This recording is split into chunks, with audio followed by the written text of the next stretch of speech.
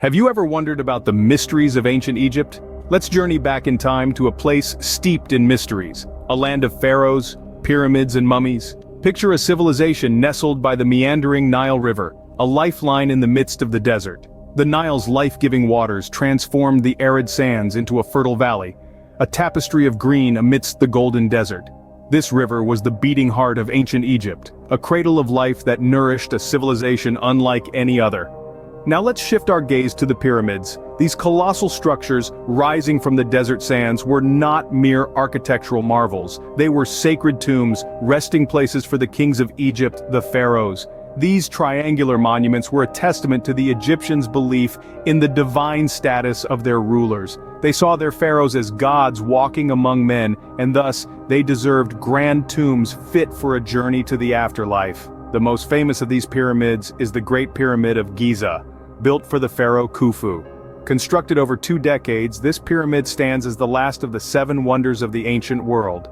It's a testament to the ingenuity and determination of the ancient Egyptians. But ancient Egypt was more than just pyramids and pharaohs. It was a complex society with a pantheon of gods and goddesses, each with their own role and significance.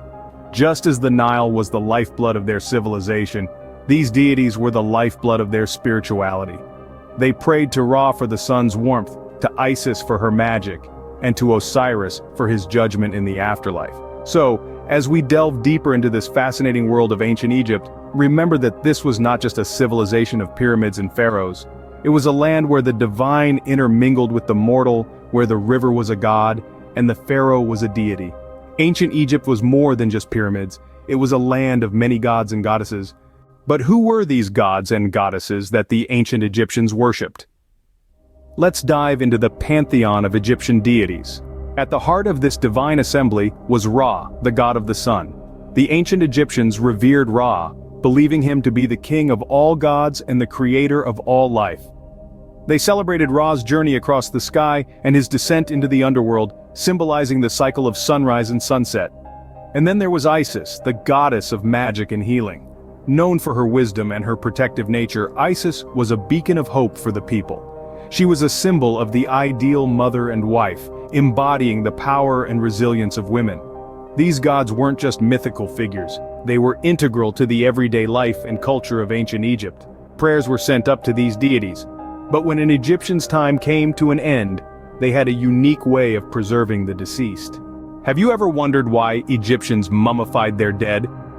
This intriguing process held a deep spiritual significance for the ancient Egyptians, a belief rooted in the journey of the soul to the afterlife, a realm they considered as real as the world of the living. Mummification wasn't just about preserving bodies, it was a profound ritual, a bridge between life and death, and a preparation for the eternal journey of the soul. The Egyptians believed that the body was the earthly home of an individual's ka, or life force.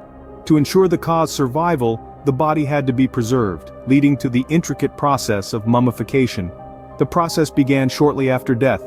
The body was washed and purified, then the organs were carefully removed, with the exception of the heart. The ancient Egyptians considered the heart to be the center of a person's being, the seat of intelligence and emotion. Therefore, it was left in place for the final judgment in the afterlife. The removed organs were preserved separately in canopic jars, each protected by one of the 4 sons of Horus, the god of the sky. The body was then dehydrated using natron, a naturally occurring salt, for about 40 days. This process both dried and sterilized the corpse, halting decay and creating a suitable vessel for the ka. Once dried, the body was wrapped in hundreds of yards of linen bandages. The wrapping process was a ritual in itself, with amulets and charms placed within the layers for protection. The head and neck were often covered by a portrait mask, a likeness of the deceased, to aid the ka in recognizing its body. Finally, the mummy was placed in a decorated coffin, or a series of coffins nested within each other, ready for its journey to the afterlife. This was the final step in a process that could take up to 70 days, a testament to the ancient Egyptians' deep reverence for death and the afterlife. With the body prepared for the afterlife, let's turn our attention to one of the most famous figures in ancient Egypt. Cleopatra, the last pharaoh of Egypt. Ever wondered about her life? Let's take a journey through time and explore the reign of this legendary queen. Cleopatra, the 7th of her name, wasn't simply a queen. She was a powerhouse of political acumen, charisma, and linguistic prowess. Fluent in multiple languages, she was able to converse with her subjects in their native tongues, a skill that her predecessors lacked. This linguistic ability made her a relatable leader, loved and respected by her people. Cleopatra's reign was not just about ruling Egypt, it was about maintaining its independence amid the growing power of Rome. Her relationships with two of the most powerful men of Rome, Julius Caesar and Mark Antony, were not mere love affairs. They were strategic alliances masterfully crafted to secure her realm.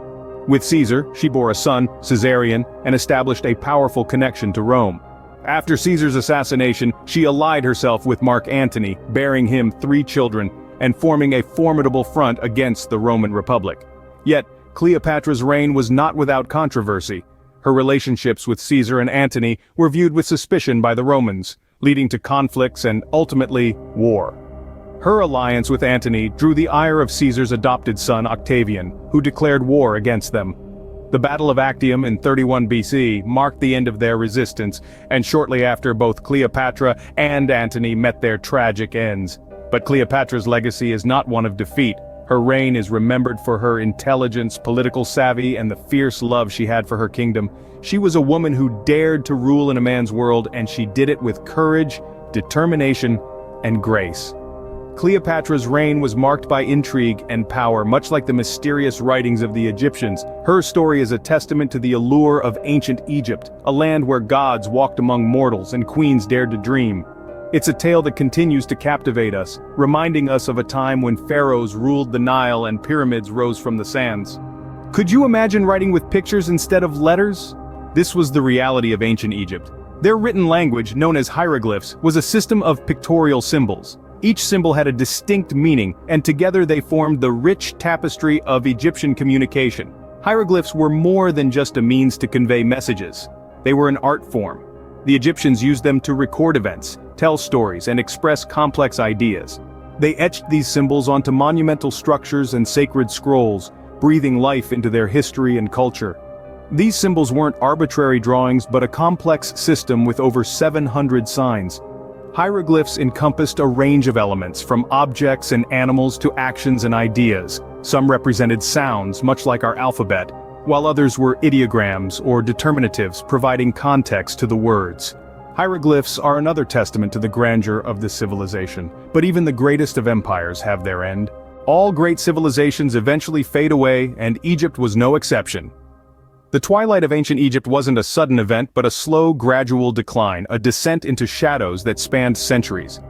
The first cracks in the mighty civilization appeared during the rule of the New Kingdom. Internal problems such as political corruption, social unrest, and economic difficulties began to weaken the once invincible empire. The pharaohs, the god-kings who had once ruled with absolute power, were losing their grip. Their divine authority was questioned, and their ability to maintain order and prosperity was increasingly doubted. Then came a series of invasions from foreign powers. The Assyrians, the Persians, and finally, the Greeks under Alexander the Great, each took their turn to conquer the land of the Nile. Egypt, once the ruler of the ancient world, became a pawn in the hands of foreign empires. But perhaps the most significant factor in the fall of ancient Egypt was the invasion of the Romans. In 30 BC, after the defeat of Cleopatra and Mark Antony, Egypt became a province of the Roman Empire. The culture, the language, the religion of the ancient Egyptians began to fade away, replaced by the customs and traditions of their conquerors. Yet even as the empire fell, the legacy of ancient Egypt refused to die.